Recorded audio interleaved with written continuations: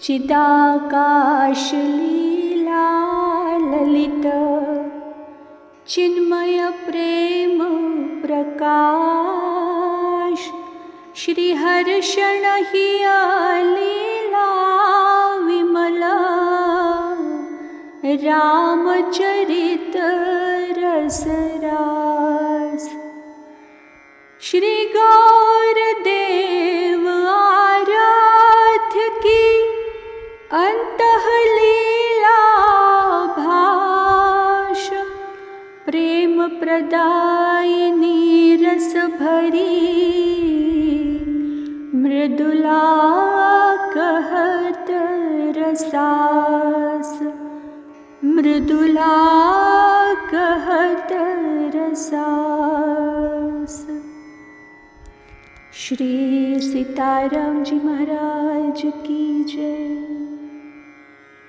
अनंत श्री विभूषित हमारे सद्गुरुदेव भगवान श्रीमद् रामहर्षणदास जी महाराज जी ने हम सब अपने आश्रित जनों के कल्याण, आत्मचिंतन व कालक्षेप हेतु अपने चित्त रूपी गगन में उदित श्री सीताराम जी की चिन्मयी लीलाओं का वर्णन अपनी असमोर्ध्व कृति चिदाकाश की चिन्मयी लीला में किया है, जिसका पठन पाठन व स्मरण चिंतन अध्यात्म प्राप्ति की हेतुभूता है।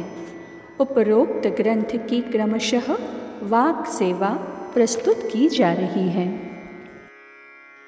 आइए हम आज की लीला में प्रवेश करते हैं। अहो सर्वभूत सुरद चक्रवर्ती कुमार रसिकेश्वर राम अपने आत्मसखा के पाणि पंकज को पकड़कर सरयू तट स्थित शत्रुंजय नामक नख शिख सुसज्जित गजराज पर बैठे हुए वसंत ऋतु के मधुमाधव नामक 2 मास के सदृश शोभायमान हो रहे थे। सिर के ऊपर लहरदार चंद्रोपम समुज्वल छत्र, दोनों पार्श्व भागों में चलते हुए चमर युगल कुमारों की शोभा परिवर्धित कर रहे थे।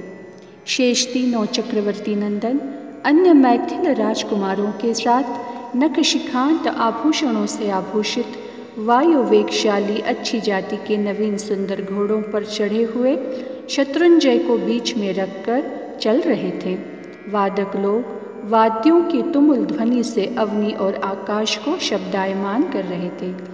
विप्रों द्वारा की हुई वेद ध्वनि बंदी, भाट, चारण, मागध, सून आदि से गाई हुई विरुदावली एवं गुणगणावली अपूर्व आनंद की अनुभूति करा रही थी।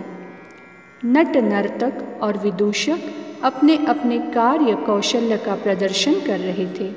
देव कन्याओं के समान अलंकृत पुर कन्याएं दीपों से जगमगाते कनक कलशों को सिर में रखे हुए समाज की शोभा को समुन्नतशील बना रही थी।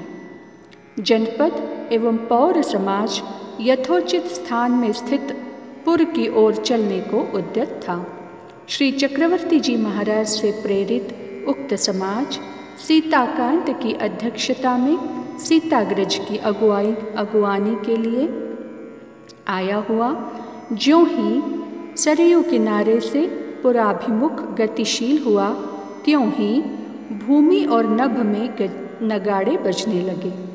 जय जयकार की ध्वनि 10 दिशाओं को व्याप्त कर छा गई। पुष्पवृष्टि से पृथ्वी ढकने लगी। आनंद के सिंधु में उत्ताल उर्मियाँ उठने लगी। सभी अयोध्या नगर निवासी निमिकुल सर सरोज के विकसित तथा सुंदर सुरभित पराग का पान करने के लिए आशा और आकांक्षा को संजोए हुए स्वर्णिम समय की प्रतीक्षा में थे। आज सबकी आशालता निमिकुल चंद्र की सुधा सिक्त किरणों से पल्लवित और पुष्पित हो उठी है। बधाई है, बधाई है, ऐसा शब्द जहाँ तहाँ लोगों के मुख से निकलकर श्रवणों का विषय बन रहा था। श्री राम श्याल सीताग्रज के मन वाक अपने सौभाग्य सीमा का सही अंकन करने में असमर्थ थे। अपूर्व भूत सम्मानित गौरवपु सुर नर मुनि वंदित श्याम वपु के स्पर्श से उत्पन्न आनंद के सिंधु में अस्त होते हुए भी अस्त होने वाले सूर्य कांति के सदृश अपने श्रीमुख के दर्शन दान से श्याम सुंदर के कर्णावलंबित नलिन नेत्रों को सुख शीतलता प्रदान कर करके भी उन्हें अतृप्ति का अनुभव करा रहा था। श्याल भाम की अनुपम अनिर्वचनीय जोड़ी अपने श्याम गौर तेज से समस्त समाज में प्रकाश बिखेर रही थी। दोनों की काय संपत्ति कोटि कोटि मदन मद मर्दनकारी शारदीय शत शत शशि की आभा का अपहरण करने वाली सिद्ध हो रही थी। भूमि व्योम पथचारी समाज पुष्पों की बार बार वर्षा करके युगल नवल नृप कुमारों की जय जयकार कर रहा था। विविध वाद्य बज रहे थे, मंगल गीत गाए जा रहे थे। आनंद आनंद आनंद। अयोध्याधिपति नंदन एवं मिथिलाधिपति नंदन एक दूसरे के दर्शन, स्पर्श और वार्तालाप से उद्भव को प्राप्त कर दोनों पाने योग्य वस्तु की पूर्ण प्राप्ति कर रहे थे। गजारूढ़ मधुर मधुर युगल कुमारों की मुस्कान माधुरी से युक्त मंद मंद वार्ता करने की मुद्रा एवं चित्तापहारी चितवनी सबके मन को मुग्ध कर रही थी। उस समय देश काल और स्वयं का ज्ञान लुप्त सा था।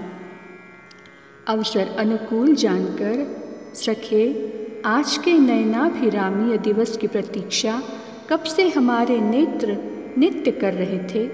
इन्हें कैसी कठिनाई का अनुभव करना पड़ता रहा यही जानते हैं, किंतु वाणी के अभाव में ये अपनी यथार्थ स्थिति आपके सम्मुख रखने में भी असमर्थ हैं। पूर्व दिशा इन्हें बहुत प्रिय थी। पागलों की भांति किसी को उस दिशा से आते देख और अपने विषय की प्राप्ति न प्राप्त कर अश्रु बहाना इनका धंधा बन गया था। आज ये शीतल होकर संतृप्त तो हुए, किंतु विषय का अनुभव करते हुए भी तृप्त नहीं हो रहे हैं। हृदय भी आज अत्यानंद की अनुभूति कर करके सर्वांगों को आनंद प्रदान कर रहा है। अयोध्या वासियों के असीमानंद को आप श्री प्रकट अनुभव कर रहे हैं। देखिए, आपके मुख पंकज श्री का पराग पीने के लिए अयोध्या वासियों की मधुप श्रेणियों का बाहुल्य मार्गावरोध सा कर रहा है। हमारे पिताश्री व माताश्री जनों की उत्सुकता तो उन्हें अधीरता के आसन में स्थित किए होगी। इस प्रकार श्री रघुनंदन राम अपने श्याल से कहकर कंठावरोध के कारण आगे कुछ न कह सके। श्याम सुंदर वैदेही वल्लभ का विग्रह वास्तव में प्रेम ही प्रेम से संप्रविनिर्मित है। अपने प्रति अत्यधिक उनका अनुराग सीताग्रज को विस्मृति की खाई में गिराना ही चाहता था, किंतु सामाजिक संकोच ने समय में आकर बचा लिया। पुनः धैर्य के सहारे गदगद वाणी में राम के श्याल ने अपने भाम से कहा, मेरे प्राणों के प्राण राम, नीच से नीच अपने जनों को आदर देना आप श्री का परम औदार्य है, जो आपके स्वभाव से अभिन्न है। साथ ही अपने जन पर आपका अत्यधिक अनुराग अलौकिक है, जिसे प्राप्त कर आपके जन अनन्य प्रयोजन वाले सहज ही हो जाते हैं। वे आपके अतिरिक्त अन्य स्वार्थ परमार्थ की संज्ञा ही भूल जाते हैं। अहो, नेत्रवंतों के नेत्रों का चरम फल, जिसका परम सुखावह दर्शन है, जिसे प्राप्त कर ही सबके लोचन शीतलता के लाभ की अनुभूति करते हैं। आश्चर्य आश्चर्य! वे वैदेही वल्लभ वैदेही बंधु को नेत्र विषय बनाकर लोचन का लाभ मानते हैं और विरह व्याधि से पीड़ित आँखों को दर्शन की प्रिय औषधि डालकर ठंडा करते हैं। क्यों न हो, राम का स्वभाव राम के अनुकूल है, जो अन्य सभी देवी देवताओं के लिए अति दुर्लभ ही नहीं अपितु अप्राप्य है। अहो, जो आनंद का अंबोधि अपने सीकरांश से अनंत ब्रह्मांडों के अनंतानंत जीवों को एक साथ आनंद की आत्यांतिक अनुभूति कराने में सहज समर्थ है, वह आनंद सिंधु स्वरूप राम अपने में एक अल्प प्रवाह रूप एक मैथिल को मिलते देख आनंद का अनुभव कर भाव विभोर हो जाए। आश्चर्य, महाआश्चर्य, यह सब जनकात्मजाजू के कृपा वैभव का चमत्कार है। अहो, जिस अयोध्या को प्राप्त करके ही अखिल जीव सुखी होते हैं, शांति का अनुभव करते हैं, उस साकेत के निवासी निमकुल के एक बालक का अनुभव कर सुख के सिंधु में निमग्न हो जाए, कितने आश्चर्य का विषय है।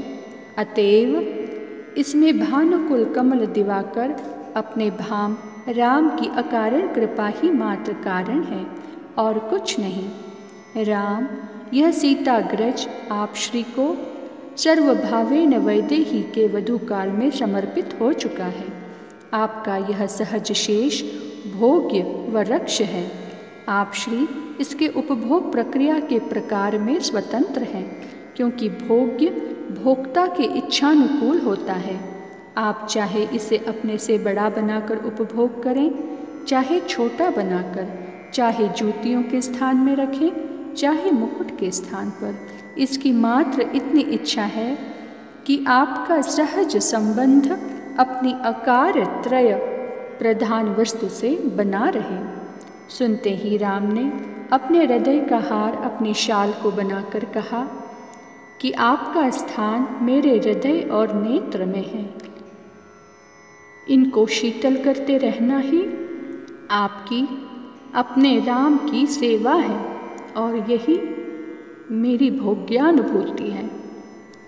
इस प्रकार परस्पर के वार्तालाप से एक दूसरे को सुखी कर करके गजारोही युगल मूर्तियाँ समाज की शोभा परिवर्धित करती हुई अयोध्याभिमुख जा रही थी। पंचध्वनि एवं अवनि और आकाश से की हुई पुष्प वर्षा से समाज आनंद में अधिकाधिक निमग्न हो रहा था। पुर में प्रवेश करते ही समुद्र में ज्वार भाटा जैसे आनंद में और परिवृद्धि सी हो गई। नगर की सजावट मुनियों के मरे मन को पुनर्जीवित सी कर रही थी। घर घर मणियों के चौके, प्रदीप्त कनक कलश, बंधनवार, पताका, सफल कदली स्तंभ तथा कृत्रिम सूर्य चंद्र के प्रकाश शोभा की नायिका को सजा रहे थे। अतिरिक्त अग्नि क्रीडनक और अटारियों में स्थित विद्युत वर्णा नारियों का दर्शन एवं उनके द्वारा की हुई पुष्प वृष्टि और गगनगामी विमानों में स्थित देव देवियों द्वारा पुष्प वर्षा जय ध्वनि भूमि के पंचध्वनि से अपना स्वर मिलाकर अधिक अधिक आनंद की समुत्पत्ति कर रही थी। इस प्रकार भाम राम अपने शाल के अवध आने पर उत्सवानंद की परिवृद्धि करके स्वयं आनंद के सिंधु में गोता लगा रहे थे। श्री लक्ष्मी निधि अपने अनुजा को लेने अवध जाकर जिस जिस प्रकार जानकी वल्लभ जू से सम्मानित हुए, उस प्रकार को अपनी वल्लभा से सप्रेम वर्णन करके प्रेम चिन्हों से चिन्हित हो गए। सिद्धि कुंवरी भी प्रीति पारखी अपने नंदोई के अनुराग को अपने स्वजनों के प्रति अत्यधिक जानकर प्रेम विभोर हो गई। पुनः प्रकृतिस्थ होकर पति मुख से और सुनने के लिए करबद्ध स्थित हो गई। आज की चर्चा को वाणी यही विराम देती है। श्री सिद्धि सदन विहारी विहारिणी जू सरकार की जय। श्री लाडली लाल की जय हो।